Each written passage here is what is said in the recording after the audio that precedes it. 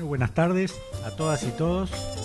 Nos volvemos a ver. Espero que hayan tenido una semana muy provechosa, que el frío no interfiera en todo el proceso de pensamiento y de debate, de discusión que estamos teniendo sobre la participación en políticas públicas, en la formación como dirigentes en gestión pública y social.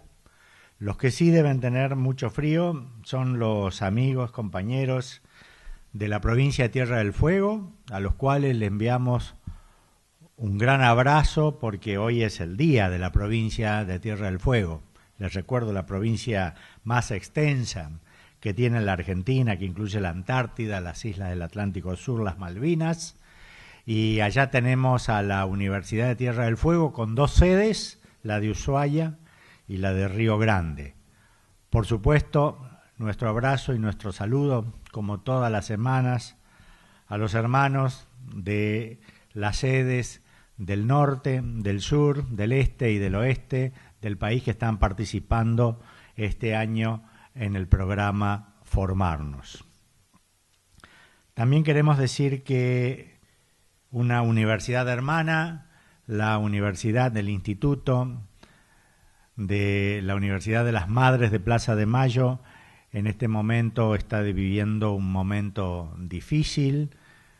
Varias universidades públicas están viviendo momentos difíciles porque tenemos recortes presupuestarios o porque la prensa está hablando injustamente mal de las universidades públicas o porque también hay algunos embates judiciales que no se entienden a qué se deben. No me voy a detener demasiado sobre eso, pero bueno, encima de todo esto le han pedido la renuncia al rector de la Universidad de Madres de Plaza de Mayo, el profesor Germán Ibáñez, que también es profesor de la casa, y entendemos que esto significa que puede ser un mal momento o un cambio de giro en lo que realmente ha significado un esfuerzo colectivo acompañado por las distintas universidades del país.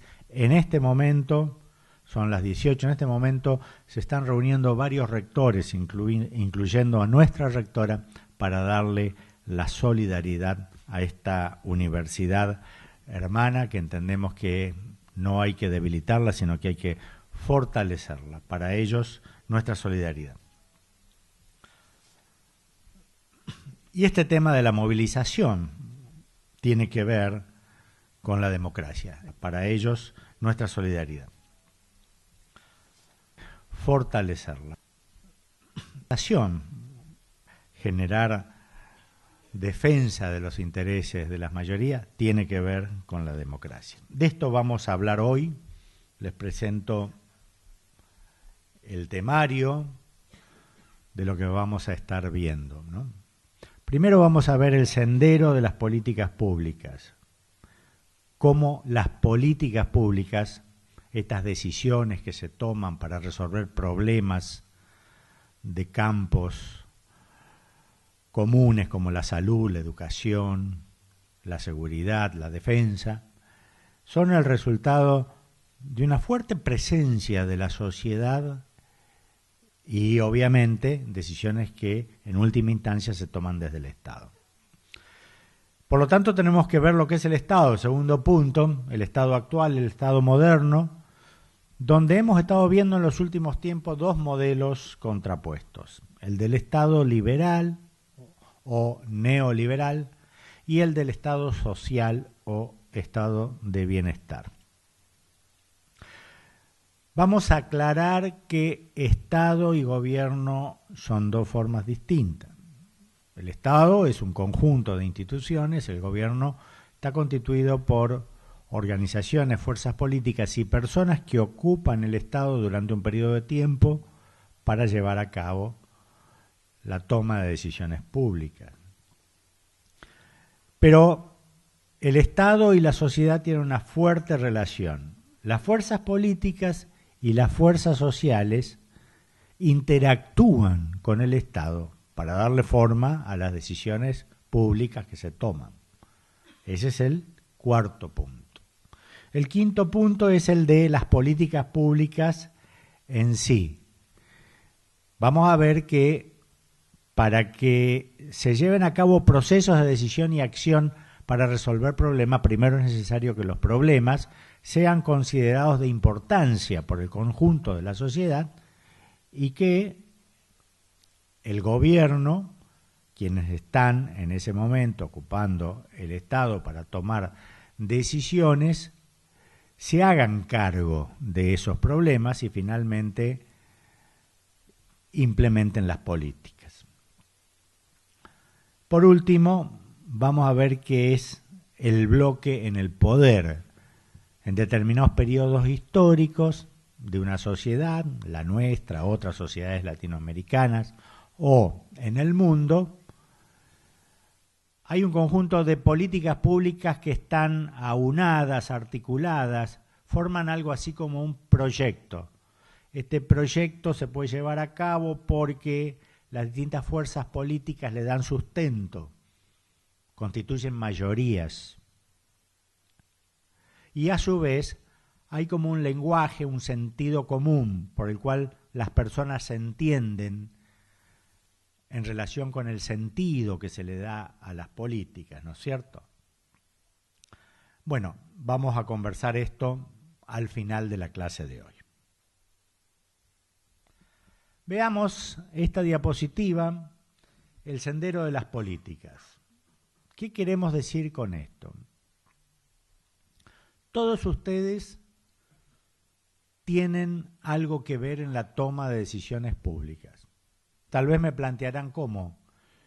Yo no pertenezco a ningún partido político, yo no soy dirigente, yo no he sido elegido, entonces, ¿cómo voy a estar decidiendo en materia de políticas públicas? ¿Cómo voy a estar decidiendo en las cuestiones que hacen al común de la sociedad? ¿Cómo voy a estar decidiendo en cuestiones que tienen que ver con el Estado nacional, el Estado provincial, el Estado municipal? No estoy ahí yo. Entonces, ¿por qué me hablan de que decido? Deciden ustedes y deciden todas las personas, todas las organizaciones, de manera directa o indirecta. Obviamente, un presidente, un gobernador, un intendente, toma decisiones de manera directa. También lo hacen los legisladores, también lo hacen los jueces. También están detrás de las decisiones quienes participan de la administración pública o los servidores públicos, los agentes del Estado, tales como los docentes, los agentes de salud, los agentes de seguridad. Todos toman o participan en la toma de decisiones. Pero también indirectamente las organizaciones lo hacen. En primer lugar, las organizaciones políticas, porque están permanentemente interactuando con el Estado. Es lo que estamos viendo acá en el primer cuadro de arriba, que dice Sociedad y Estado, demandas y propuestas, nexos, representación. La sociedad, a través de las organizaciones o las personas individualmente, generan demandas. Ven que hay que resolver un problema, hay que tapar un bache, hay que discutir y tomar decisiones en materia de salud, en materia de educación. La sociedad participa, la sociedad interactúa con el Estado. Lo pueden hacer los individuos, puede ocurrir a través de movilizaciones espontáneas o preparadas, puede hacerse a través de organizaciones, puede hacerse a través de partidos políticos, fuerzas políticas, movimientos políticos. Estos son los nexos que hay entre el Estado y la sociedad. De manera que en esta movida se participa indirectamente en la toma de decisiones. Obviamente, en la medida en que más nos movilizamos, más nos organizamos, más deliberamos y más consistencia y fundamentación tienen nuestros argumentos y mejor organización como para orientar la toma de decisiones en un sentido o en otro nosotros tenemos más poder y por lo tanto ejercemos más profundamente la democracia. Esto es pasar de una democracia formal que simplemente significa que votamos cada 2 o 4 años a una democracia sustancial. Estamos peticionando, estamos deliberando, estamos interactuando con el Estado de manera cotidiana y por lo tanto estamos facilitando la resolución de los problemas o estamos reclamando que se resuelvan de la manera que nosotros consideramos que es más justa para el conjunto de la sociedad, para nosotros mismos. También elegimos cada 2 años representantes que están en el Consejo Deliberante, en la Cámara de Senadores, en la Cámara de Diputados, provincial o nacional. A su vez, estos eligen los jueces provinciales o nacionales que también toman decisiones en el Estado. Elegimos presidentes, gobernadores, intendentes. Esa también es una manera de participar en las decisiones. El segundo cuadro nos habla de este resultado de la interacción entre la sociedad y el Estado. Son las decisiones que ya toma el gobierno como producto de la demanda, de la presión, de la influencia que la sociedad ejerce sobre el Estado. Ya vamos a ver un poquito más sobre esto. Y como resultado de las decisiones surgen las políticas públicas, que son las soluciones que se brindan a cada uno de los problemas.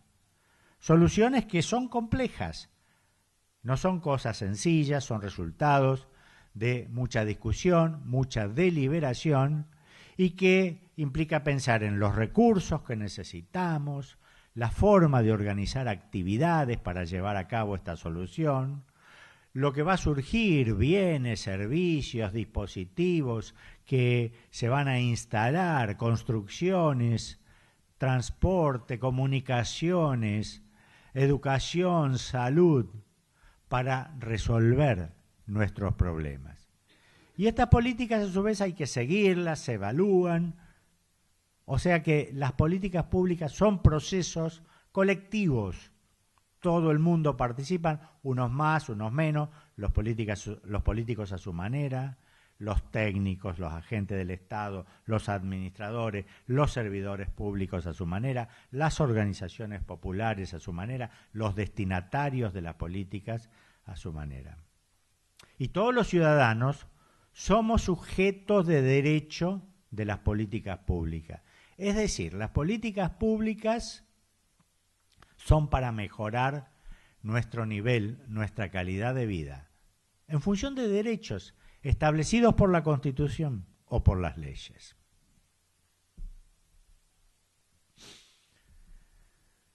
Vamos a diferenciar lo que es política, la actividad, lo que llamamos habitualmente la política, de lo que son las políticas o lo que acabo de mencionar en la diapositiva anterior, las políticas públicas, ¿no es cierto? La política es la lucha por el poder. Nosotros queremos llevar a cabo una idea, un valor, una propuesta.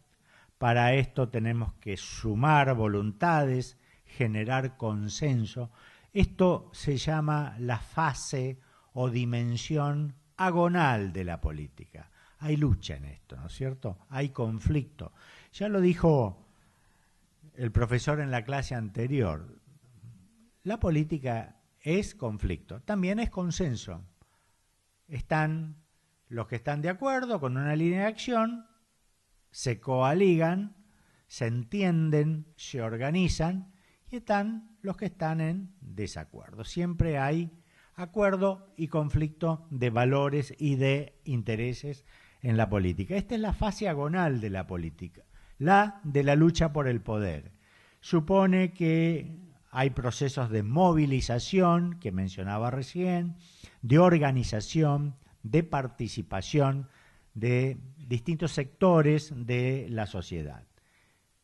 Y reitero, se van generando bloques de consenso o de acuerdo, o hay conflicto. Siempre hay tensión.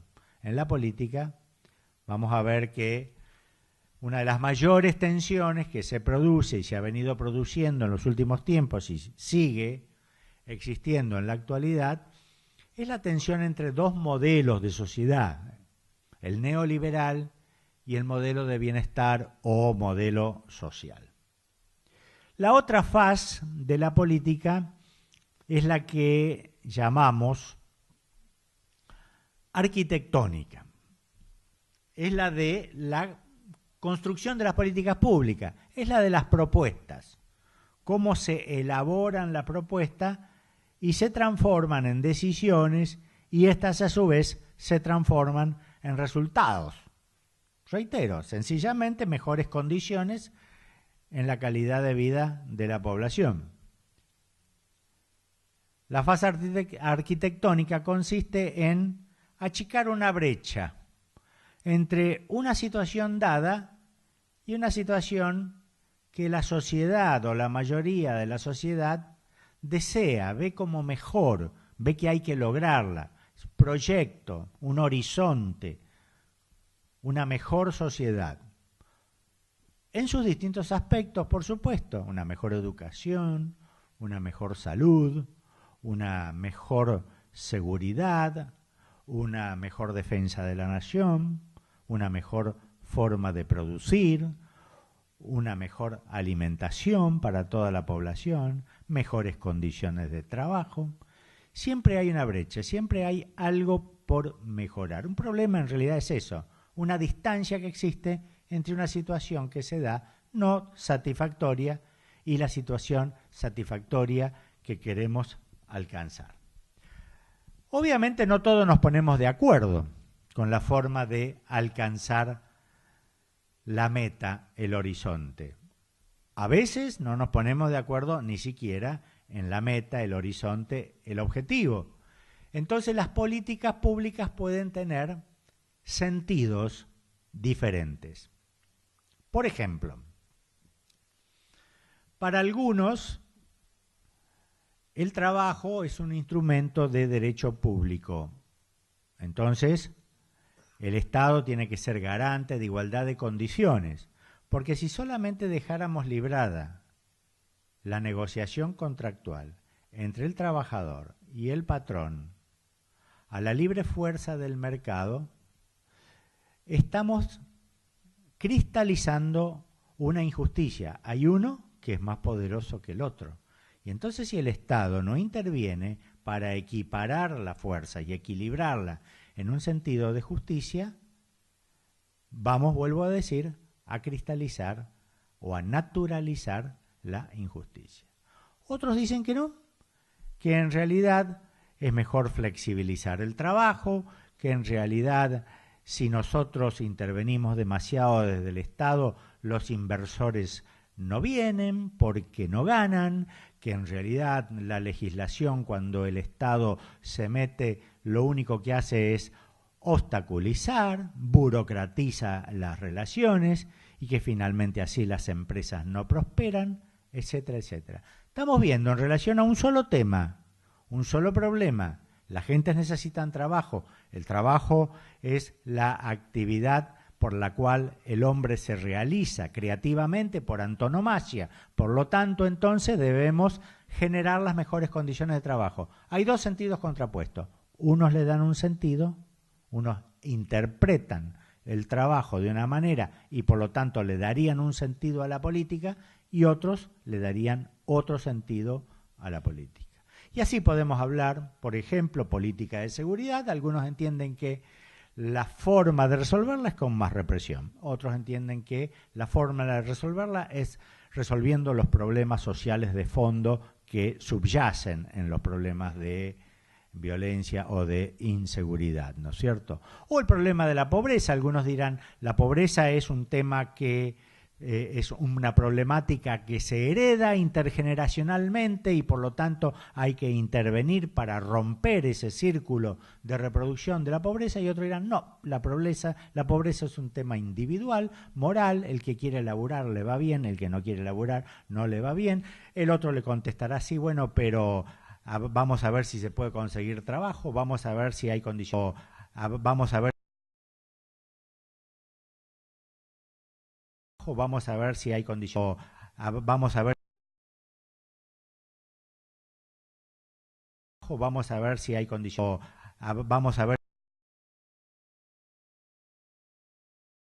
vamos a ver si hay condiciones.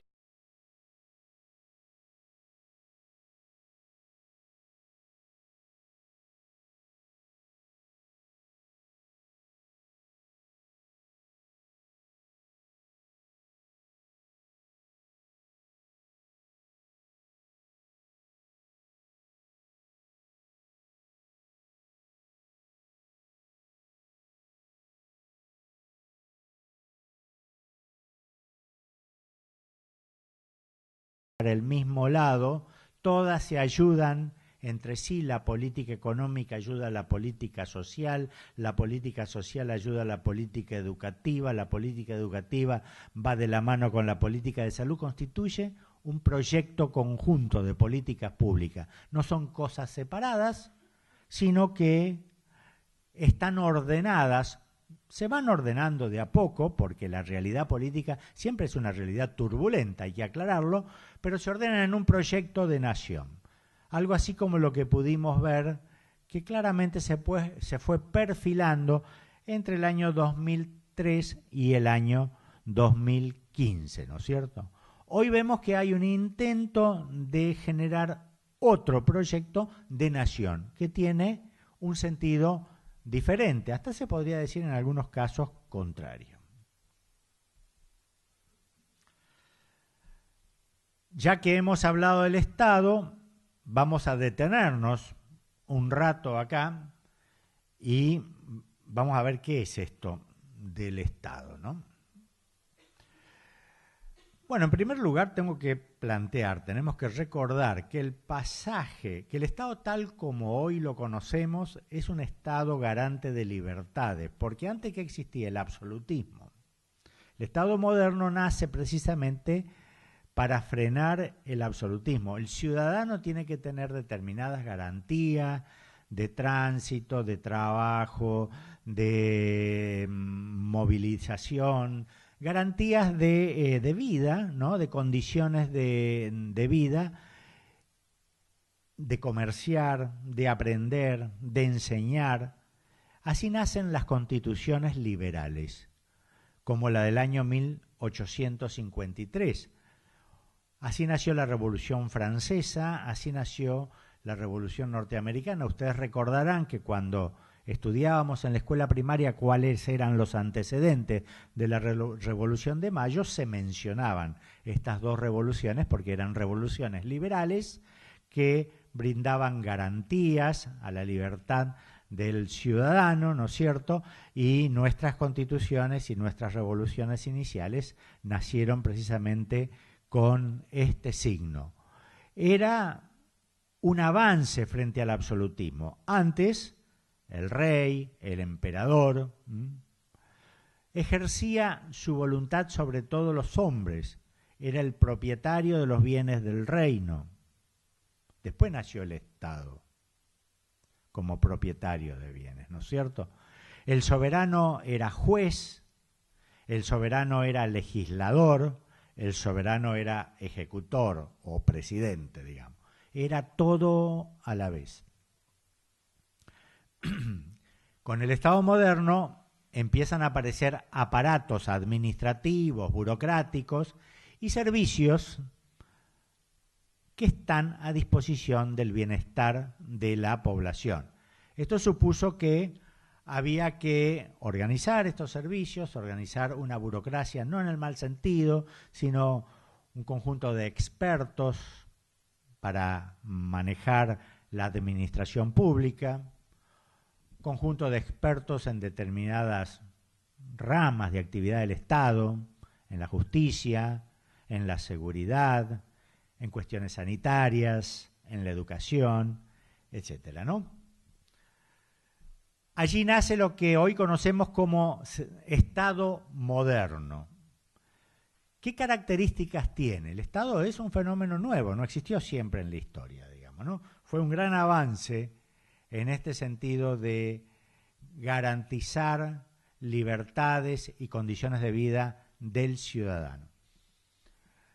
En primer lugar, es un ordenamiento político en base al cual se estructuran las relaciones sociales. Se supone que hay detrás de esto un contrato social.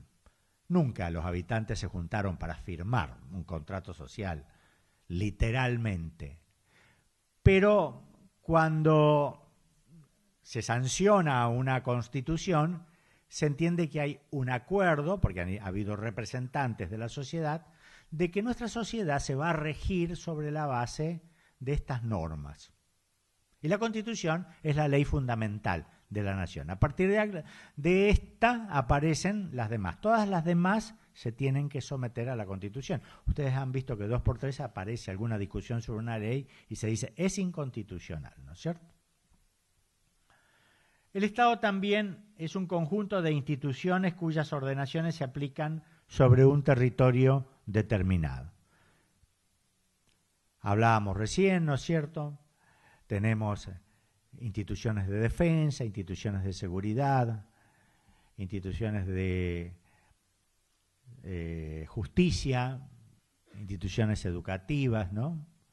Las formas, las reglas del juego con las cuales se mueven todas estas actividades del Estado y cómo se relacionan con la población. Las normas que el Estado provee son de cumplimiento obligatorio, otra característica del Estado, no es optativo. Es más, nadie puede decir, yo no conocía la ley, no sé si ustedes lo saben, porque nunca se puede aducir en defensa propia que hice algo en contra de la ley porque no conocía la ley. Hasta ese nivel llega la obligatoriedad de las normas. Claro que tanto las normas como las reglas institucionales emanan de la negociación institucional de distintos grupos sociales. Quiero dejarlo aclarado. Si bien el Estado representa a toda la sociedad, no quiere decir que toda la sociedad esté bien representada en el Estado. Hay algunos que tienen mejores prerrogativas en el Estado. Hay momentos donde el Estado está ocupado por sectores que son más proclives a las minorías del poder. Y en otros momentos el Estado está representado por sectores que representan más bien a las mayorías y sus necesidades, ¿no? También hay en el Estado estructuras proveedoras de servicios públicos o el Estado está a cargo de administrarlos, de controlarlos. Hay empresas, inclusive, del Estado, como Aerolíneas Argentinas, YPF, o el Estado participa como tal en empresas, en directorios de empresas. Hay estructuras, hay una gran estructura educativa que por supuesto está conformada por el conjunto de estructuras educativas de la provincia en nuestro país, porque la educación está descentralizada en las provincias, más las universidades que dependen del gobierno nacional, pero son autónomas. Estamos viendo que el Estado tiene estas complejidades. Hay estructuras de salud, hospitales públicos, servicios de salud, centros de salud, ¿no? O el Estado provee recursos para que se brinden servicios de salud a través de obras sociales. Tenemos estructuras de seguridad, las policías, estructuras de defensa, las Fuerzas Armadas, estructuras proveedoras, llamaríamos, del Estado. Y finalmente, cabe recordar, el Estado tiene el monopolio de la violencia física legítima, la que está asegurada por las leyes. Y le agregamos allí, y simbólica. Esto de simbólica significa que a través de determinados símbolos, percepciones, formas de pensar, están incorporadas en la mente de las personas como legítimas. La gente acepta que este monopolio de la violencia física es legítimo de tales y cuales formas, ¿no? Tiene mucho que ver con esto de la legitimidad, porque, por ejemplo, durante un proceso largo de tiempo se planteó que la protesta social no tenía que ser judicializada ni reprimida. Y estaba establecido simbólicamente, quiero decir, estaba en la mente de las personas, subjetivamente, este convencimiento de que no se podía actuar reprimiendo. Hoy estamos viviendo otra época y hay toda una serie de discursos de que es necesario actuar, reprimir. Nosotros vemos que hay acá una contienda de sentidos a través de lo simbólico. ¿Qué pasa cuando hay protesta social? ¿Se puede, se debe intervenir? No se puede, no se debe intervenir. Vamos ahora a dos modelos contrapuestos de estados. Esto daría para una clase completa, pero solamente vamos a señalar algunos aspectos, ¿no?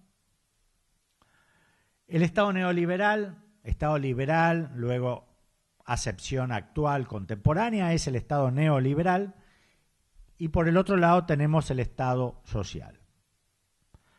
Vamos a señalar 4 puntos fundamentales, nada más que como para caracterizarlo. Para el Estado neoliberal, las formas de regulación de la sociedad por antonomasia son las del mercado. En algunos casos se decía, y entonces el Estado interviene mínimamente. Pero en realidad hemos visto que cada vez más el Estado, aun con liberalismo en el poder, no interviene mínimamente. Interviene fuertemente, no para equilibrar las relaciones de mercado, sino para fortalecer las relaciones de mercado, precisamente, donde hay grupos más poderosos, financieros, económicos, sin lugar a duda. Esto a favor de que hay que dejarla a la libre empresa, de que se desarrolle y se fortalezca, porque esto genera más producción, la producción genera más trabajo, y entonces ustedes habrán escuchado hablar de la ley del derrame o del chorreo. Y luego cuando las empresas se hacen prósperas, la riqueza va cayendo hacia abajo. Esa es la forma de pensar. Mientras que en el Estado social se plantea que no.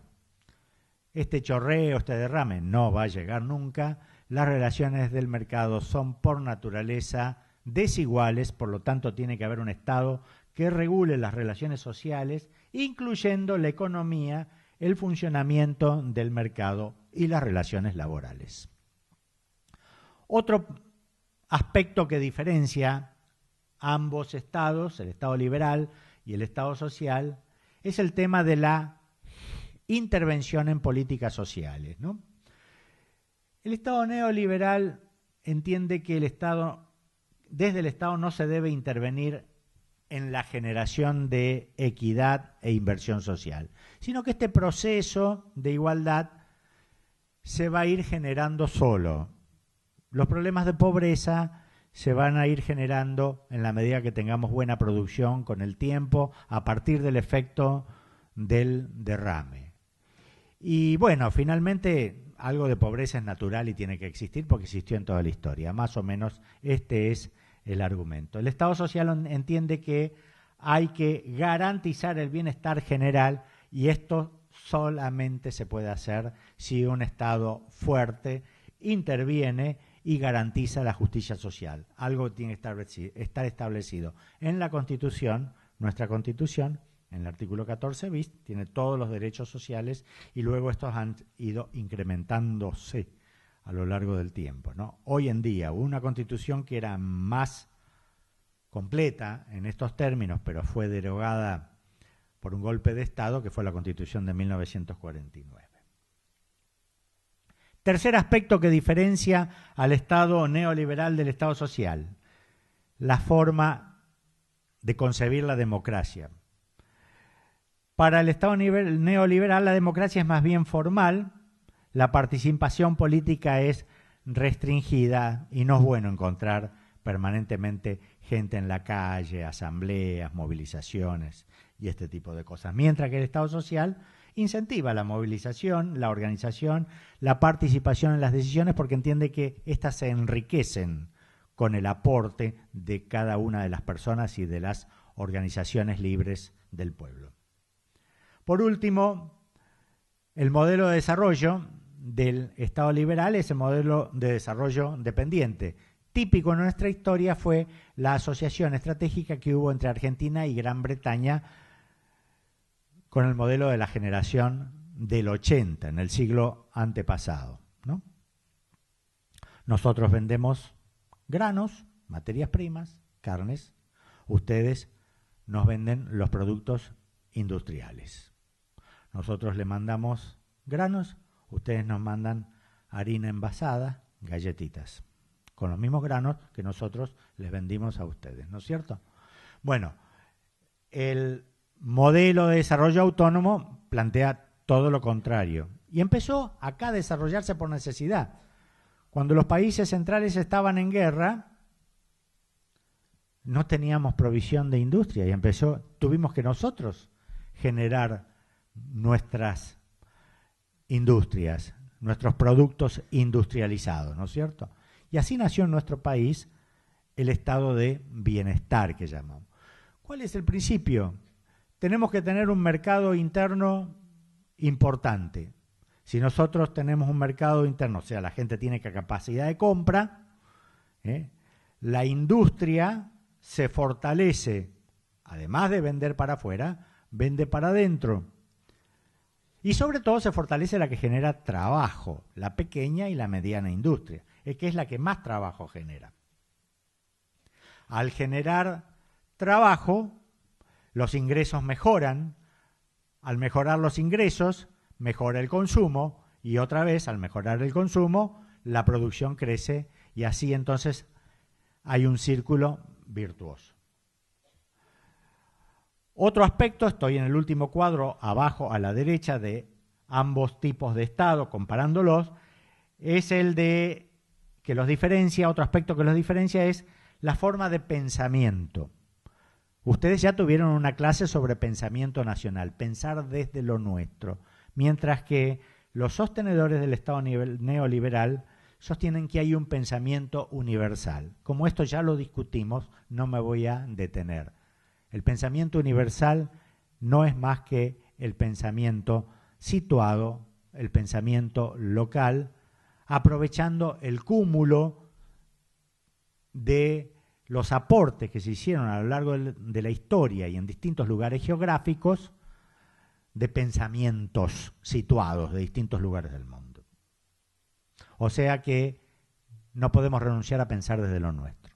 Y por último, el Estado neoliberal prefiere asociaciones bilaterales con centros hegemónicos del poder en el mundo, Estados Unidos, Alemania, China, ahora por ejemplo, mientras que desde el pensamiento del Estado social la idea es de integrarse para ser más poderoso y tener mayor capacidad de mercado interno, regional, continental, con los demás países de la patria grande latinoamericana. Y desde allí sí establecer asociaciones estratégicas. Hasta acá vimos Estado y diferentes tipos de Estado. ¿Qué es gobierno?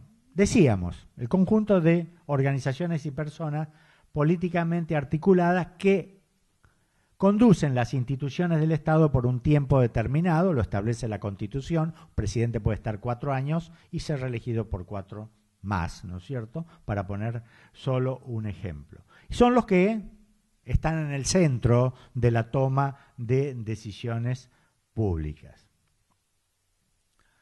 Bueno, esto nos lleva entonces, ya que estamos hablando de gobierno, por supuesto señalo lo demás que dice la diapositiva, son actividades reguladas por un orden jurídico, no son decisiones discrecionales, o si se intenta, por lo menos hay la posibilidad de reclamar jurídicamente, judicialmente, y tienen que existir las reglas de la alternancia.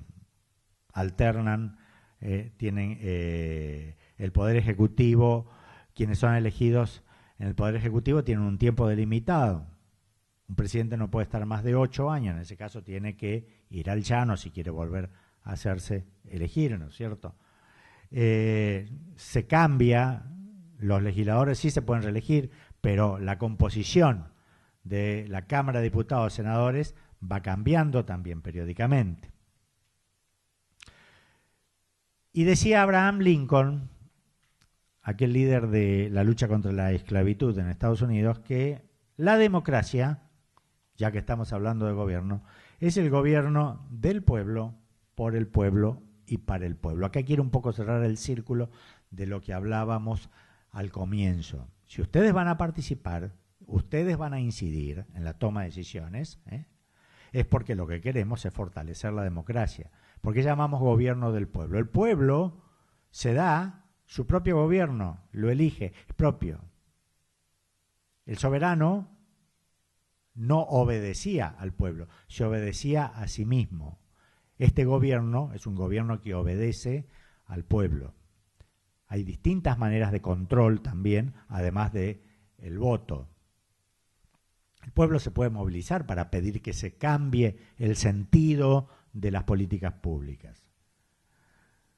Gobierno del pueblo por el pueblo gobierna y delibera a través de sus representantes, también lo hace movilizándose, manifestándose, pero de manera indirecta. La manera directa es a través de sus representantes. Y para el pueblo, se entiende que todo lo que se hace en democracia tiene que tener como destino la mejora de la calidad de vida de la población, una democracia en paz, justicia social, bienestar, mayor consumo, mejores condiciones de trabajo, de salud, de educación, de seguridad, etc.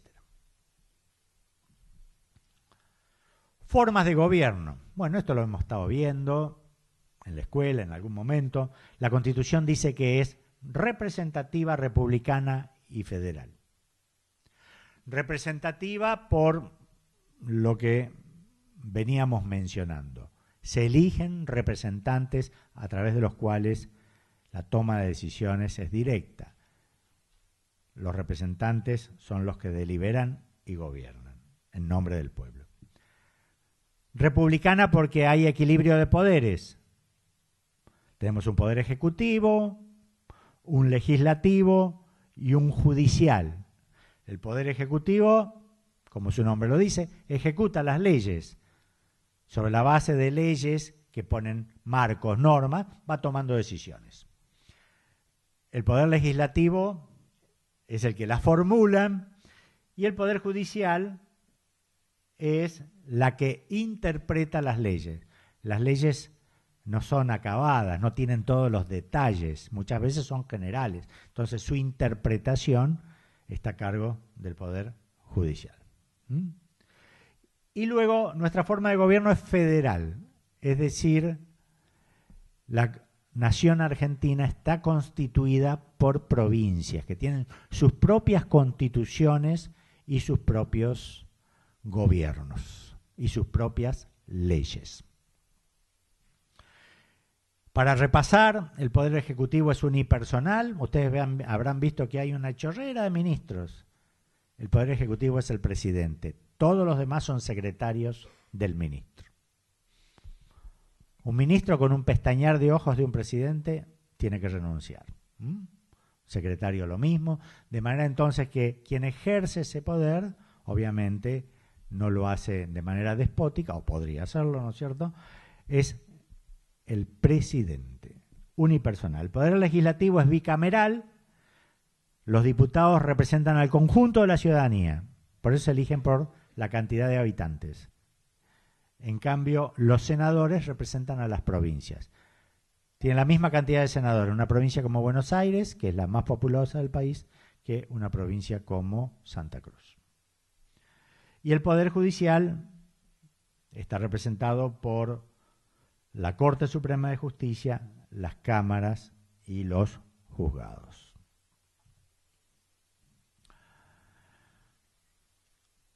Vamos a, en honor al tiempo, ¿no es cierto?, a pasar por alto esta diapositiva, simplemente señalar que tenemos una forma federal de provincias con estas prerrogativas políticas y administrativas especiales que mencioné recién, un propio gobierno, propias leyes, propia constitución, propia toma de decisiones, por lo tanto, ¿no?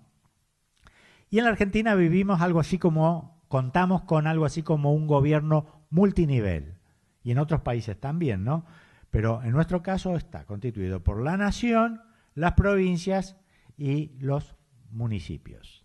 La nación que es soberana, las provincias que son autónomas porque se pueden dar su propia constitución y leyes, los municipios no se lo pueden dar, tienen una administración delegada para ciertas y determinadas funciones, alumbrado, barrido, limpieza. Cada vez más se va discutiendo y se va viendo cómo los municipios van tomando y tienen que tomar más responsabilidades y tienen que tener una mayor cuota de poder. Pero todas las decisiones que se toman generalmente entrelazan en cierta medida al gobierno nacional, con el gobierno provincial, con el gobierno municipal. Por eso se dice que hoy en día el gobierno tiene los 3 niveles entrelazados. Hablábamos al comienzo del Estado y sus relaciones con la sociedad. Hay 2 formas en que se pueden dar estas relaciones, o a través de fuerzas políticas o a través de fuerzas sociales. ¿Qué entendemos por fuerzas políticas? Bueno, son los partidos, tradicionalmente llamados partidos, organizaciones políticas. Los partidos se suelen reunir en alianzas, en frentes, en coaliciones. Se supone que los partidos políticos, las fuerzas políticas, tienen que representar intereses generales. ¿Qué significa generales? En oposición a particular, al de una persona, al de un grupo. Un partido presenta propuestas para toda la sociedad, articulando los intereses de todos, ¿no es cierto? Las fuerzas sociales son grupos u organizaciones con intereses ya específicos o particulares. Digamos, por ejemplo, los gremios, los sindicatos, las organizaciones empresariales. Representan a los trabajadores, representan a los empresarios, ¿no es cierto? Y por último, cabe aclarar que hay canales formales e informales de influencia en la toma de decisiones. Canales formales o informales, ¿no es cierto? Bueno, está establecido cómo se debe peticionar, cómo se elevan las demandas, y también hay otras formas que no están tan establecidas como los lobbies conocidos, o cabildeos se dice por ahí en idioma castellano, pero esa palabra es poco conocida. Eso de andar haciendo presiones por los pasillos de la Cámara de Diputados o por la Casa de Gobierno. Las fuerzas políticas, como decía recién, son portadoras de un programa de gobierno. O al menos deberían aspirar a eso, ¿no es cierto? Los partidos políticos o fuerzas políticas son el espacio donde se forman con la práctica y con escuelas también, debería ser, los líderes políticos y se aprende la gestión pública. Pero bueno, no es el único lugar. Acá estamos haciendo algo de eso sin ser para nada una fuerza política, ¿no es cierto? Somos una institución universitaria. Llegan al gobierno o solos o en alianza y sus integrantes ocupan el Estado, forman el gobierno durante un periodo determinado de tiempo. Las fuerzas sociales, por el contrario, son grupos con intereses específicos, como señalaba recién yo, pero que tienen connotación pública. No es un interés privado de una empresa que busca producir para obtener más lucro.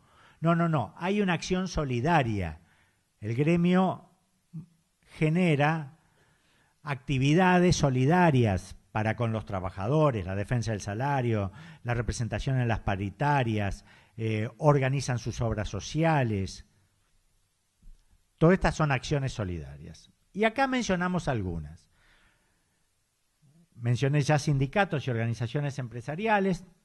Tenemos también algo similar que son las asociaciones profesionales, las de los médicos, las de los abogados, organizaciones de la economía social, cooperativas, mutuales, también se les llama economía popular o solidaria, organizaciones barriales y vecinales que están ubicadas en el territorio, organizaciones religiosas que además de ocuparse de culto, generan actividades también de promoción social, de recreación, de comunicación popular.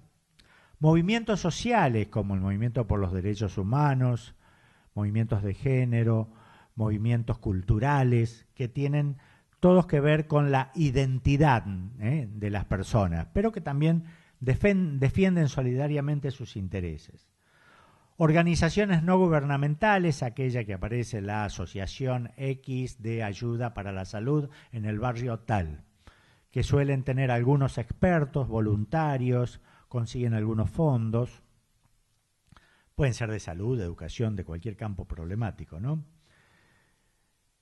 Y tenemos, no poco importante, los medios de comunicación de masa, que vaya si presionan y defienden intereses. Por eso aquella idea de que exista una comunicación, y lo van a ver en uno de los módulos, una comunicación democrática, popular, donde no solo la empresa privada, sino también distintas organizaciones del Estado y también organizaciones comunitarias puedan hacer oír su voz, sus opiniones, que tienen mucho que decir para las decisiones públicas.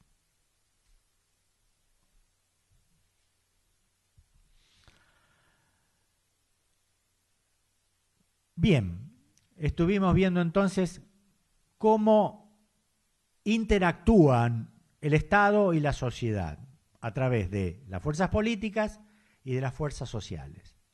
Esta interacción tiene como eje los problemas. Esta distancia que decía yo recién, ¿no? Deseamos algo mejor. Entonces, achicar esta brecha entre la realidad que vivimos, que no nos conforma, y la realidad que queremos lograr, mejor educación, salud, trabajo, esto es nuestro problema, que tenemos que encarar. Los problemas no se instalan automáticamente en el gobierno. Tampoco son los académicos, los intelectuales, ni los técnicos. Tampoco los políticos solos los instalan o los eligen para resolverlos en el gobierno. Los problemas son el resultado de una gran deliberación pública. Existe lo que se llama una agenda pública. La gente discute todos los días en sus lugares de trabajo, en la cola del micro, en el tren, en la escuela, en la universidad, en la fábrica. ¿Cuáles son los problemas que hay que resolver en esta sociedad? Y entonces ustedes habrán visto que suelen aparecer encuestas que dicen, está primero en la prioridad es la seguridad, segundo está el trabajo, tercero está la educación. Bueno, estos son los campos problemáticos que la sociedad va debatiendo y a veces cuando se quiere testear con encuestas, aparecen ordenados de distinta manera, o sea que hay distintas prioridades y hay mucha lucha y mucha presión para poner en primer lugar un problema y no el otro. A veces uno dice, en vez de hablar del problema de la desocupación de ahora, es preferible hablar del problema de la corrupción del gobierno anterior. Entonces la gente un poquito se distrae y mientras no tiene laburo, más o menos la sobrelleva, ¿no es cierto? Y entonces vemos que hay organizaciones, discursos, personas, medios de comunicación que elevan un mensaje cotidianamente en un sentido como este. Esto valga como ejemplo, pero siempre hay una lucha por desviar los problemas o por cambiar el lugar de las prioridades. Finalmente se llama agenda de gobierno el conjunto de problemas que el gobierno decide a tomar a su cargo. Y a partir de allí surgen las políticas públicas. ¿Qué son? Cuando hay un problema, hay que buscar una solución. Para llevar a cabo esta solución aparecen distintos caminos. Cuando se elige un camino, hay que ver con qué recursos contamos. Hay que ver qué actividades vamos a desarrollar. Las políticas públicas son procesos de decisión y acción permanente en torno a un campo problemático. Digo esto porque ustedes van a escuchar por ahí hablar políticas públicas. Es sencillamente esto, el conjunto de decisiones y acciones en torno a un campo problemático. La salud, la educación. Ahí entonces se habla de la política de salud, de la política de educación, de la política de seguridad, la política productiva, la política internacional. Cómo nos insertamos en el mundo, cómo intercambiamos y establecemos relaciones con las demás naciones. Están, esto es una reiteración para leer lo que dice la Filmina, destinados a resolver problemas públicos, o sea que obedecen al interés general.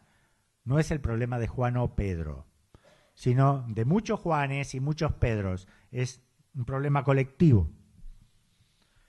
Las políticas están orientadas por objetivos. Queremos llegar hasta allá. Entonces se plantea al final de nuestro gobierno, o en 20 años, o en 2 años, o en el próximo semestre, habremos cumplido tal objetivo.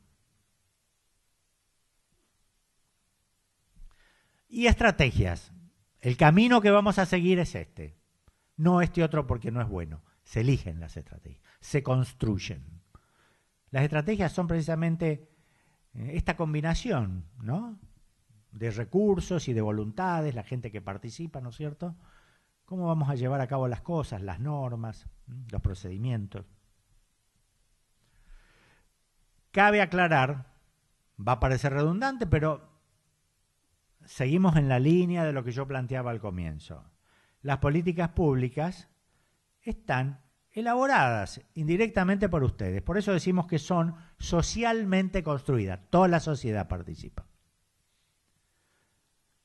No solamente toda la sociedad, también participan generaciones anteriores. Ninguna política pública nace de un repollo, sino que tiene antecedentes históricos y tiene marcos institucionales, normas, reglas del juego, no. Nadie puede inventar o llevar a cabo una política si no es dentro de los marcos legales o de lo que son las costumbres, la cultura de la gente también, ¿no? Estos son los marcos institucionales. Y por supuesto se traducen en planes, en programas, en proyectos. Cada vez que ustedes escuchen hablar de un plan, de un programa, un proyecto, es una política pública. Son conjuntos de decisiones y acciones en las cuales participan todos ustedes. O es deseable que así sea, para eso se están formando, para que nuestra democracia sea fuerte. Hay un ciclo para las políticas públicas. Aparentemente estos problemas entran en agenda, se van haciendo cada vez más insoportables, llamémoslo así, entre comillas, o sea que reclaman solución urgente y entonces se empiezan a buscar las alternativas. Una vez que se buscan las alternativas, se elige alguna de ellas, se toma una decisión, se implementa la política y se la va siguiendo o evaluando a través de los organismos de control, a través de la opinión popular.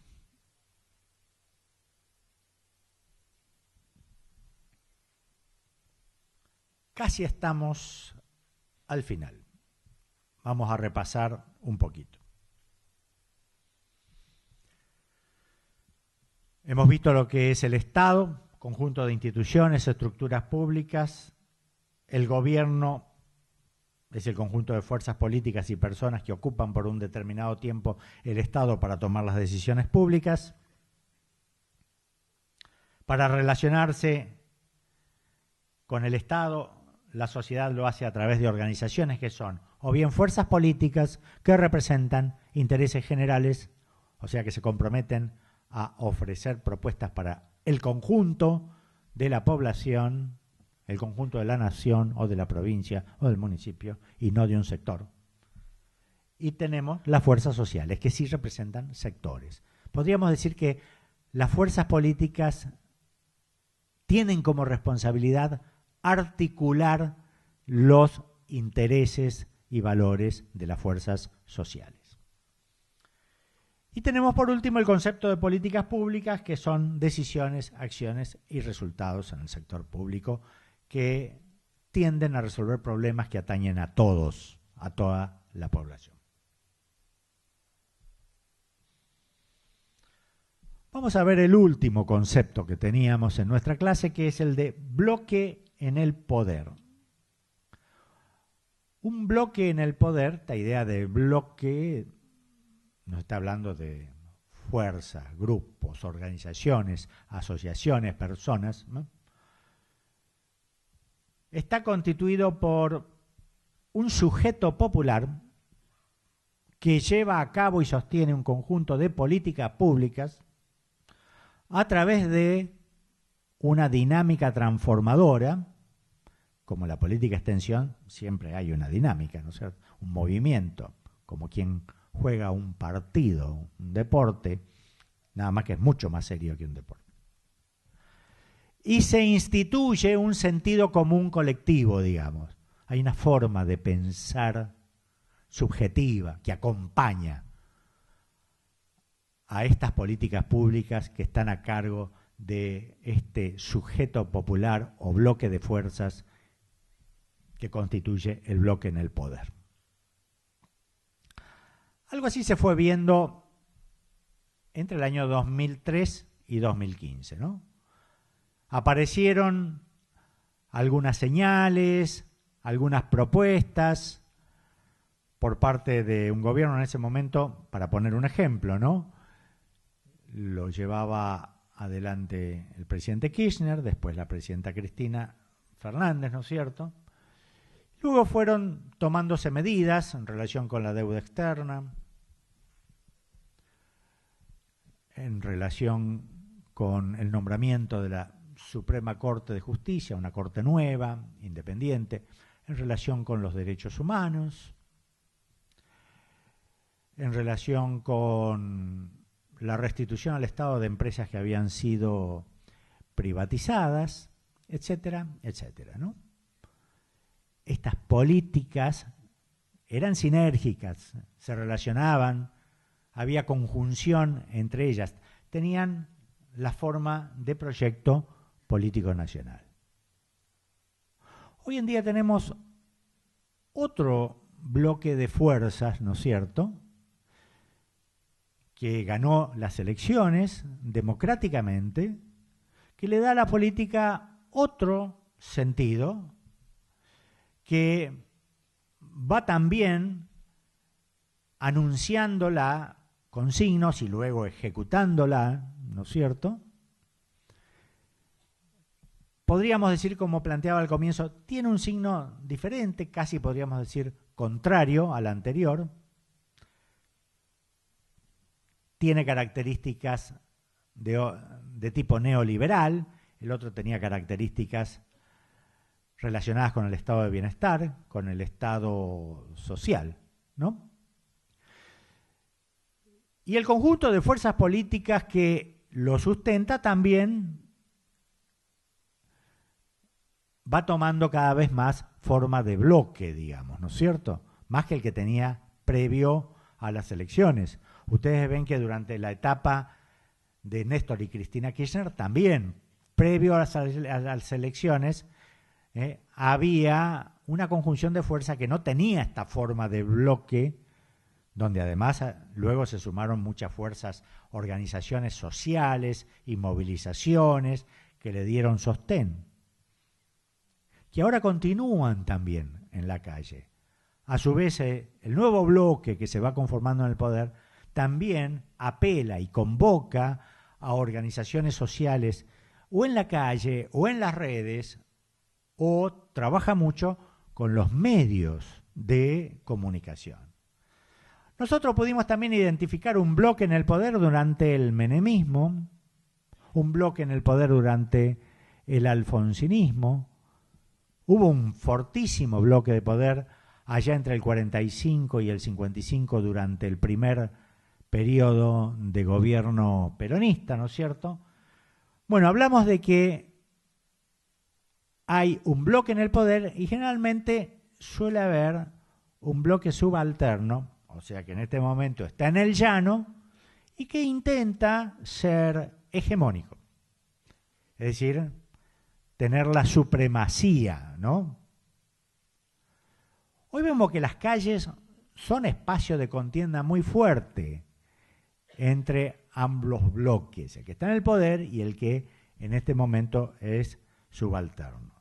Ocurrió también al revés en el gobierno anterior, aunque no con tanta presencia opositora en las calles como ahora, ¿no? Bien, repasando, el bloque en el poder entonces está constituido por políticas públicas que tienen una misma orientación o sentido. Quiero recalcar el tema del sentido de las políticas, porque la lucha política es una lucha de sentido.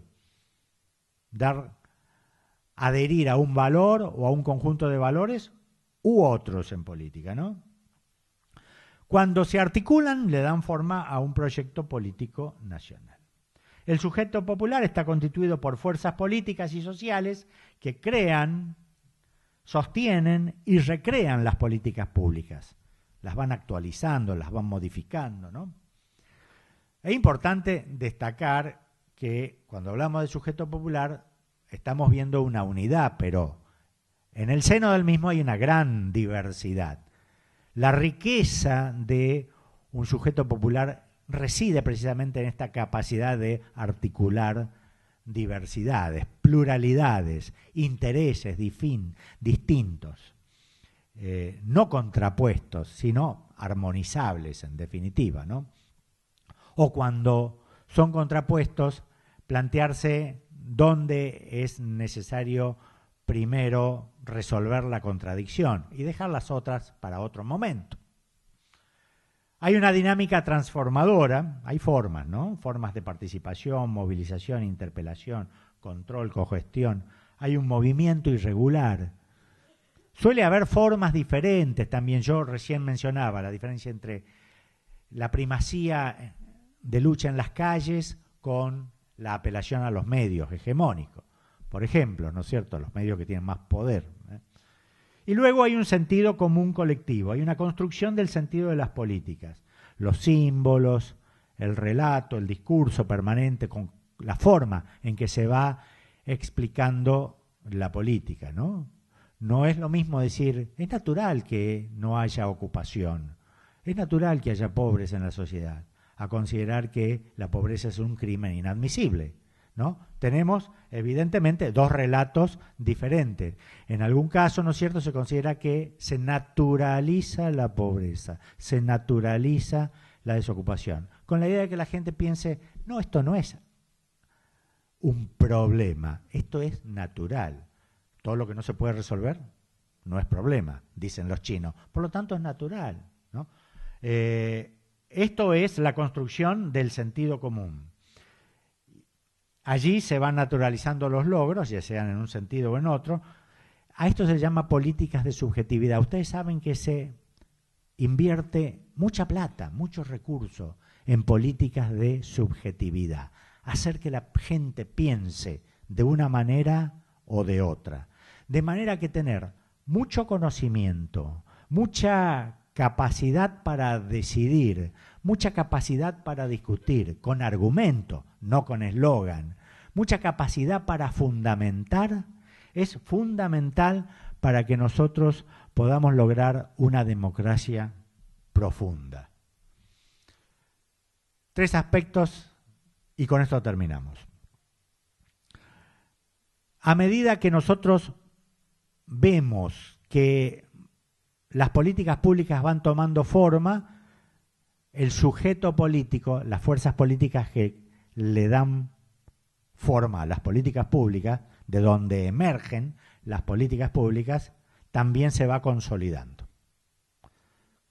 Concretamente, si no hay propuesta y no hay realizaciones, no hay sujeto político que apoye. Por lo tanto, entonces, la necesidad de ir teniendo soluciones es un imperativo en la política. Sujeto político y proyecto político se alimentan mutuamente. Cuando más claro tenemos el proyecto político, más clara es la sensación de nosotros quienes defendemos ese proyecto político. Otra articulación entre el proyecto nacional y los proyectos locales y de comunidad. A medida que los proyectos locales van siendo la traducción de un proyecto nacional, de una política nacional, en mi territorio, en mi organización, en mi lugar de trabajo, alimentamos, o mejor dicho, retroalimentamos el proyecto nacional. Los proyectos locales, por otra parte, cobran mayor fortaleza si hay un proyecto nacional que los enmarque, que les dé orientación, que les dé el gran sentido político. Y por último, tenemos que tener en cuenta que cuando hablamos de un sujeto político nacional, queda claro a esta altura que estamos hablando como sujeto, como conjunto de organizaciones, de fuerzas políticas y sociales que se unen para defender un proyecto y las políticas públicas. Tenemos también un proyecto político provincial que lo sustenta, que le da fuerza. Después de todo, hay elecciones provinciales y nacionales, por lo tanto, entonces, en la medida que tenemos sujetos políticos provinciales fuertes, diversos, ricos, podemos tener mejor representación y fortaleza a nivel política nacional. Y lo mismo ocurre a nivel local y comunitario. Bueno, con esto estaríamos terminando la clase de hoy. Muchísimas gracias y quedamos abiertos a las preguntas.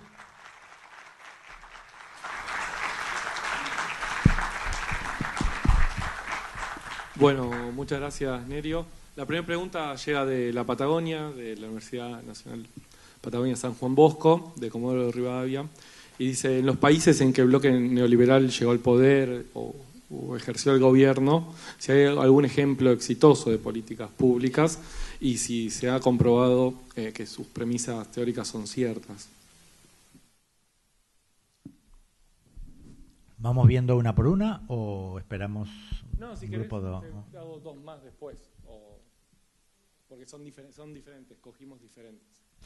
Sí, el liberalismo como tal ha sido exitoso en su etapa histórica porque le dio fortaleza a las democracias, al desarrollo de la ciudadanía. Un proyecto exitoso del liberalismo fue la Revolución Francesa, digamos, que sus pilares siguen siendo vigentes, siguen estando vigentes en gran medida hasta ahora, con sus tres banderas: libertad, igualdad, fraternidad. La Revolución Norteamericana es una revolución, estoy hablando de los antecedentes porque ya vamos a venir a la nuestra. La Revolución Norteamericana es una revolución que le dio a las organizaciones de la sociedad libertad de acción para impedir que el Estado las subsumiera o que el Estado las asfixiara, digamos, ¿no? En este caso, el Estado estaba asociado al monarca británico, pero después también fueron muy celosos de cuidar esto en relación con su propio Estado ya republicano en Estados Unidos. Nuestras revoluciones en América Latina obviamente que fueron exitosas. Claro que acá es interesante ver que había ya dos orientaciones en el liberalismo de entonces. Artigas era un gran liberal, defensor de los intereses del pueblo. Felipe Varela era un gran liberal, derrotado, pero soñaba con una nación latinoamericana.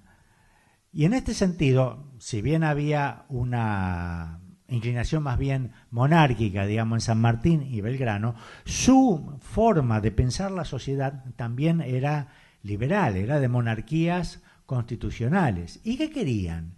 La libertad para negociar, pero a su vez existía el propósito de proteger nuestra producción. Entonces ya dentro del liberalismo veíamos dos orientaciones. Una orientación más bien dependiente, que era la de Rivadavia, y una orientación más bien autónoma, que era la de los federales. La de Rivadavia pensaba que el país terminaba en Buenos Aires, o en todo caso en la provincia de Buenos Aires.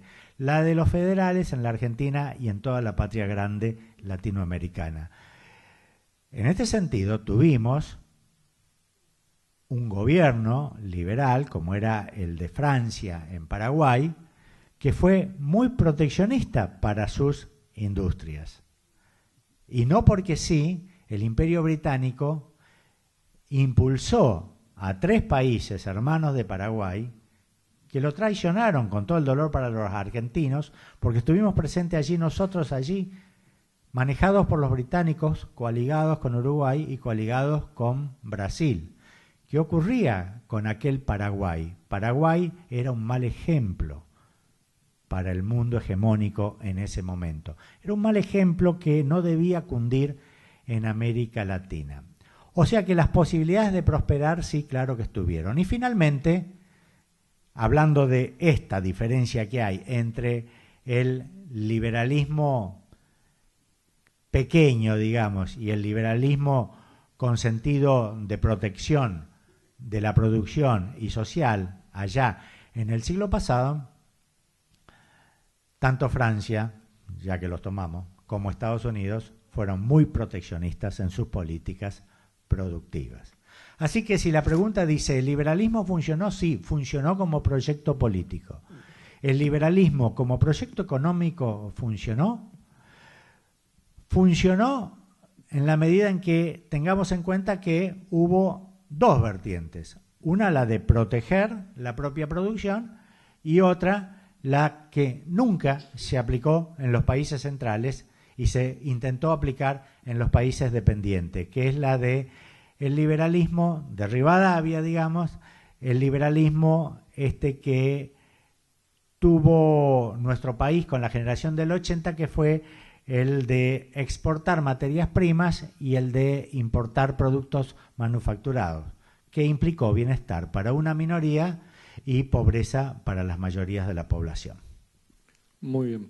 Tenemos preguntas de varias universidades, no podemos hacerla toda, pedimos disculpas también a las universidades porque si no tenemos el taller muy corto.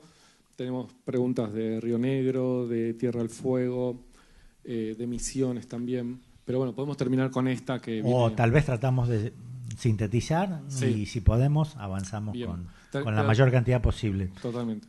Terminamos con esta de la Universidad Nacional de San Juan. Si podés analizar el rol de los medios masivos de comunicación en el ciclo de políticas públicas. Bueno, los medios masivos de comunicación tienen presencia en todo el ciclo de las políticas públicas, pero sobre todo cuando se forma la agenda pública. Inciden muy mucho los medios de comunicación para que la gente opine respecto y finalmente apoye o manifieste su posición respecto de cuáles son los problemas prioritarios que hay que resolver. Luego, a partir de allí, también tienen una gran capacidad para presionar la toma de decisiones del gobierno durante la implementación de las políticas públicas o inclusive para presionar para que se abandonen determinadas políticas o que se cambie el rumbo o que en el medio del camino se alteren nuevamente las prioridades. Y finalmente actúan como evaluadores permanentes. No está mal que los medios de comunicación evalúen. Lo que sí hay que entender, y por eso es importante este módulo que vamos a tener sobre medios de comunicación y democracia, que hay que saber leer entre líneas los discursos. No hay mensaje en ningún medio de comunicación que no sea interesado. Y entonces hay que saber oponer al interés de quienes sostienen ese medio de comunicación el interés propio de la organización a la cual pertenecemos o de la fuerza política a la cual pertenecemos, o el interés individual. Bien, y una pregunta que puede sintetizar, en Misiones preguntaban o decían que en los 90, más allá de que siempre se habla de Estado mínimo, de Estado ausente, el Estado en realidad fue muy activo, ¿no? muy presente, sobre todo en la elaboración de nuevas políticas públicas. ¿Por qué esas políticas en los 90 no mejoraron la calidad de vida o el bienestar social de la población? Que la podemos enganchar con la pregunta de Río Negro, que dice que sí, bueno, además del Estado benefactor o social y el Estado neoliberal, existen otros tipos de estados. Y para terminar ahora sí, ¿cómo se sale de este empate hegemónico entre dos bloques de poder en nuestro país? La última pregunta es para resolverla colectivamente. Me dijiste que sintetice, bueno, viene con dificultad. Sí. La primera, ¿cuál era? Primero, que el Estado mínimo no es tal. No, por supuesto. Se ha sostenido mucho que el Estado liberal es Estado mínimo. Dejemos que las fuerzas del mercado y que los ciudadanos sean libres. En realidad no hay libertad cuando hay desigualdad. No hay libertad cuando hay desigualdad. De manera que sí, efectivamente, los liberales nunca han dejado de actuar a través del Estado. Quienes se dijeron liberales, y lo eran en su concepción, la dictadura cívico-militar del año 76, fueron fuertemente interventores desde el Estado. El menemismo lo ha sido, el gobierno actual de orientación neoliberal también interviene fuertemente. Por eso yo planteaba que en realidad, desde ese Estado, en realidad lo que se sostiene, hay que dejar que las fuerzas del mercado funcionen y sostener su funcionamiento, favoreciendo a la producción, a aquellos que tienen las mejores condiciones de producir, con el pensamiento de que en realidad esto va a favorecer al conjunto de la sociedad, o al menos con el discurso que plantea eso. Luego, ¿qué se decía? Perdóname, Ezequiel. Si había algún otro tipo de Estado más allá. Bueno, sí, han existido los estados socialistas, ¿no? Y existen los estados socialistas, donde la mayor parte de los medios de producción están en manos del Estado, o la forma de producción hegemónica, dominante, es la del Estado, aunque se permite que existan otras formas de producción como cooperativa y de pequeñas y medianas empresas o de empresa privada. Hoy en China, por ejemplo, que es un Estado socialista, se le ha dado una fuerte presencia a la empresa privada y esto le ha dado posibilidades de un gran crecimiento. Respecto de esta tensión entre Estado liberal y Estado de bienestar o Estado social, cabría decir que conocimos en todo su desarrollo el estado de bienestar en la Argentina entre el año 1945, con algunos antecedentes ya de años anteriores, y el año 1976, donde existía un empate hegemónico que es roto por la fuerza con la intervención de la dictadura cívico-militar. La última pregunta, ¿cómo se rompe este empate hegemónico? Creo que debe ser producto de la deliberación y de la discusión pública, que no me negaría a dar mis opiniones, pero en este momento daría para largo, así que lo podemos ver en el taller y con los compañeros. ¿De dónde son los que lo preguntan? Misiones, Río Negro también. Acá el compañero tiene una pregunta similar que la podemos seguir discutiendo en el taller también. Bueno, podríamos conversarlo más ampliamente a lo largo del curso, con muchísimo gusto, pero creo que tiene muchas facetas. Bueno, soy insistente yo. Adelante. No, mi pregunta es la siguiente. Nosotros entendemos que este gobierno es neoliberal por las características, por supuesto. Ahora, mi pensamiento es que gran parte del capitalismo no está de acuerdo con las políticas de este gobierno neoliberal. Digamos que ahí hay una contradicción. Y yo pienso, si esto realmente no es un gobierno neoliberal camuflado de un grupo concentrado de poder. Si existe ahí una diferencia, quiero saber su opinión. un grupo concentrado de poder a un gobierno neoliberal? Yo lo que creo es que sí, hay un grupo concentrado de poder. De hecho, gerentes de empresa, o los llamados CEOs, ahora se ha popularizado la palabra, están a cargo de ministerios y de secretarías. La primera vez que históricamente se ve esto, ¿no? Porque antes hemos visto militares, antes hemos visto políticos trabajando para grupos concentrados de la economía, ahora vemos los propios gerentes o CEOs, digamos, en el gobierno. Eso no implica que no sea neoliberal en su orientación. Lo que tal vez no ha alcanzado, por ejemplo, esto se puede ver en la dificultad que tiene para atraer inversiones, que no ha generado consenso internacional en las redes, en el mundo neoliberal.